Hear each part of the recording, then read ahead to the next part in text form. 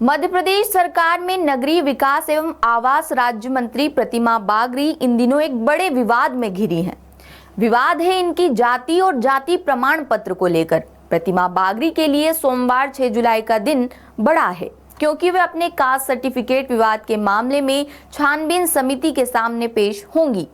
ये बैठक सुबह 11 बजे प्रस्तावित है। सूत्रों के मुताबिक समिति के सामने रखे जाने वाले शुरुआती डॉक्यूमेंट्स उनके पक्ष में हैं। इससे उन्हें राहत मिलने की उम्मीद बढ़ गई है। बताया जा रहा है कि इन डॉक्यूमेंट्स में फैमिली ट्री भी शामिल है।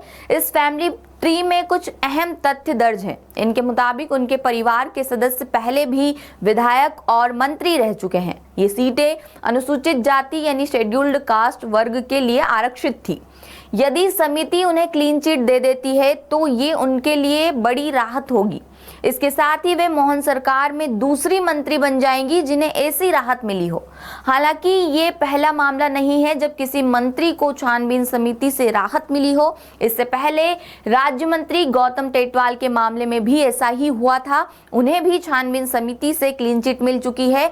हालांकि उनका मामला यहीं खत्म नहीं हुआ था। बाद में उनके क्लीन चिट को अदालत में चुनौती दी गई। टेटवाल के मामले में शिकायतकर्ता ने इंदौर हाईकोर्ट का रुख किया था। हाईकोर्ट ने उनकी याचिका स्वीकार कर ली है। इस मामले में अंतिम सुनवाई 21 जुलाई को तय है। यानी टेटवाल का मामला अभी पूरी तरह सुलझा नहीं है। इसके मद्देनजर ये कहा जा सकता है कि छानबीन समिति से राहत मिलना अंतिम फैसला नहीं होता। अगर कोई पक्ष असंतुष्ट रहता है तो वो कोर्ट जा सकता है। प्रतिमा बागरी के मामले में भी ऐसा हो सकता है। अब आते हैं प्रतिमा बागरी का ये विवाद शुरू कैसे हुआ था उस पर। कांग्रेस के अनुसूचित जाति विभाग के प्रदेश अध्यक्ष प्रदीप अहिरवार ने इस पर शिकायत दर्ज कराई थी। उनका आरोप है कि चुनाव के दौरान प्रतिमा बागरी ने जो कास्ट सर्टिफिकेट दिया वो सही नहीं है। प्रदीप अहिरवार का दावा है कि सतना क्षेत्र की अनुसूचित जाति सूची में बागरी समुदाय का नाम नहीं है। उनका कहना है कि प्रतिमा बागरी असल में राजपूत या ठाकुर समुदाय से आती हैं। यदि ये सच है तो वे सामान्य वर्ग से मानी जाएंगी। ऐसी स्थिति में आरक्षित सीट से चुनाव लड़ना नियमों के खिलाफ होगा।